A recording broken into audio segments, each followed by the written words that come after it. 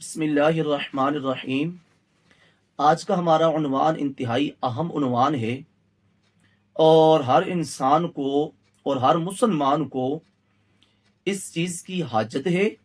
اور ان تین بیماریوں جن کا ہم نے ابھی ذکر کرنا ہے، ان بیماریوں کے علاج کی ہر شخص کو حاجت ہوتی ہے۔ حضرت امام حسن بصری رضی اللہ تعالی عنہ سے روایت ہے کہ رسول خدا صلی اللہ علیہ وآلہ وسلم نے ارشاد فرمایا کہ تین خصلتیں اس امت سے کبھی نہیں چھوٹیں گی، وہ اس امت میں باقی رہیں گی۔ وہ تین خصلتیں کون سی ہیں؟ آپ ان کو تین روحانی امراض سے بھی تعبیر کر سکتے ہیں کہ وہ تین روحانی مرض ہیں جو لوگوں میں کثرت کے ساتھ پائے جاتے ہیں اور جو ہر دوسرے شخص میں موجود ہوتے ہیں، اور ان روحانی امراض کا علاج بھی انتہائی ضروری ہوتا ہے جس کی طرف ہم توجہ نہیں کرتے۔ جس طرح انسانی بدن بیمار ہو تو اس کے لیے طبیب سے رابطہ کیا جاتا ہے، تعلق قائم کیا جاتا ہے تاکہ وہ ہمارا جسمانی مرض دور ہو، اسی طرح روحانی طبیب بھی ہوتے ہیں اور ان روحانی اطباء سے اپنا علاج کروانا ضروری ہوتا ہے تاکہ بدن کے ساتھ ساتھ انسان کے باطن کی بھی اصلاح ہو سکے اور باطن بھی درست ہو سکے۔ اور طبیبوں کے طبیب اعظم امام الانبیاء صلی اللہ علیہ وآلہ وسلم نے تین روحانی مرض بیان فرمائے اور پھر آپ نے ان کے علاج بھی بیان فرمائے۔ اللہ کے نبی نے فرمایا کہ تین خصلتیں، تین مرضیں اس امت میں باقی رہیں گی، وہ اس امت سے نہیں چھوٹیں گی۔ پہلی مرض وہ حسد ہے کہ حسد لوگوں میں باقی رہے گا اور وہ آج بھی لوگوں میں ہے۔ دوسری چیز بدگمانی کہ لوگ بدگمانی کا شکار رہیں گے اور وہ لوگ بدگمانی کرتے ہیں آج بھی۔ اور تیسری چیز ہے بدفالی کہ کسی بھی چیز کو لے کر بدشگونی کا شکار ہو جانا، اور آج لوگ اس میں کثرت کے ساتھ مبتلا ہیں۔ فرمایا یہ تین خصلتیں اس امت میں باقی رہیں گی، اور فرمایا کہ میں تمہیں ان تین خصلتوں کا علاج بتاتا ہوں کہ جب ان میں سے کوئی خصلت تمہارے اندر داخل ہو جائے تو تم نے اس سے چھٹکارا کیسے حاصل کرنا ہے۔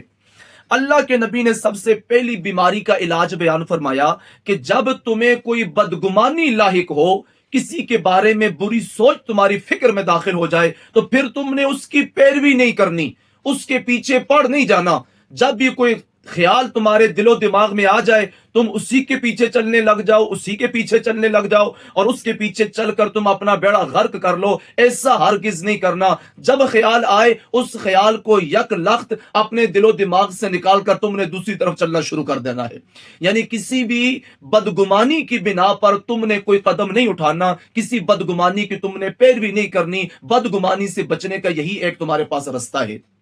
اور دوسری بیماری یہ حسد۔ اللہ کے نبی نے فرمایا کہ حسد امت سے ختم نہیں ہوگا، لیکن اس کا علاج موجود ہے کہ جس کے اندر یہ بیماری پیدا ہو جائے وہ اس کا علاج کر سکتا ہے۔ اللہ کے نبی نے فرمایا کہ جس بندے سے تمہیں حسد ہو جائے تم اس کے ساتھ زیادتی نہ کرو، تم اس کے حقوق کو پامال نہ کرو، تم اس کا مزید پہلے سے زیادہ پاس لحاظ رکھنا شروع کر دو۔ جب بھی کسی کی کوئی خوبی تمہیں چبھنے لگ جائے تم اس کی اس خوبی کا ذکر کرنا شروع کر دو، اور تم اس کی اس خوبی کو سراہنے لگ جاؤ، تم اس کو اس خوبی پر شاباش دینے لگ جاؤ۔ جب تم اس کی خوبی کو سراہنے لگ جاؤ گے، تم اس کی خوبی کا تذکرہ کرنے لگ جاؤ گے، تم اس کے ساتھ زیادتی کا رستہ نہیں اپناؤ گے، اللہ تمہارے اس عمل حسن کی وجہ سے وہ حسد والی بیماری تمہارے دل سے نکال دے گا۔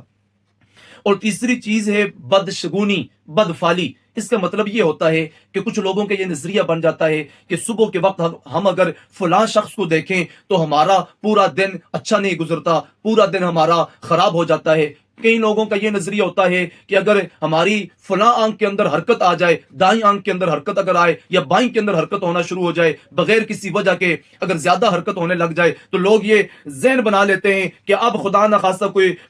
برا وقت ہم پر آنے لگا ہے، کوئی آفت ہم پر آنے لگی ہے۔ اس طرح کی چیزوں کو بدشگونی کہتے ہیں، بدفالی کہتے ہیں۔ اللہ کے نبی نے فرمایا بدشگونی، بدفالی امت سے ختم نہیں ہوگی، لیکن اس کا حل موجود ہے کہ جب بھی کوئی چیز تمہیں ایسی لگے کہ یہ تمہارے لیے بری ہے اور یہ نحوست کا سبب ہے، فرمایا اس کی وجہ سے تم اپنے کام نہ روکو، اس کی وجہ سے اپنے کام ختم نہ کرو، اپنے کاموں سے باز نہ آ جاؤ، تم وہ کام اپنا بدستور جاری رکھو، وہ بدشگونی والی عادت تمہارے اندر سے ختم ہو جائے گی۔ مثلا آپ سفر کے لیے نکلے ہیں، اور گھر سے نکلتے ہی آپ نے کسی ایسے بندے کا چہرہ دیکھ لیا جس کے بارے میں تم نے یہ نظریہ قائم کیا ہوا ہے کہ اگر صبح کے وقت ہم اس کو دیکھ لیں تو ہمارا دن اچھا نہیں گزرتا، اگر آپ نے خدا نہ خواستہ کسی کے بارے میں یہ نظریہ قائم کیا ہوا ہے، پہلے تو یہ خود ایک گناہ ہے کسی کے بارے میں ایسا تصور اور ایسا خیال رکھنا۔ لیکن اگر بالفرض ایسا ہے اور آپ گھر سے نکلیں، آپ کو بندہ نظر آ گیا تو واپس گھر لوٹ کر جانے کی ضرورت نہیں ہے، اپنا سفر کا ارادہ ملتوی کرنے کی ضرورت نہیں ہے، گھر سے نکلیں، اپنے کام کاج کے لیے جائیں، سفر کو جاری رکھیں اور پھر اس کو اپنی عادت میں، معمول میں شامل کر لیں، تو پھر جب بھی آپ کے سامنے وہ بندہ آئے گا، وہ جو آپ کو اس کے بارے میں نظریہ قائم ہے وہ نظریہ ختم ہو جائے گا اور اللہ کریم یہ بد خصلت آپ کے اندر سے ختم کر دے گا۔ اللہ کریم عمل کی توفیق عطا فرمائے۔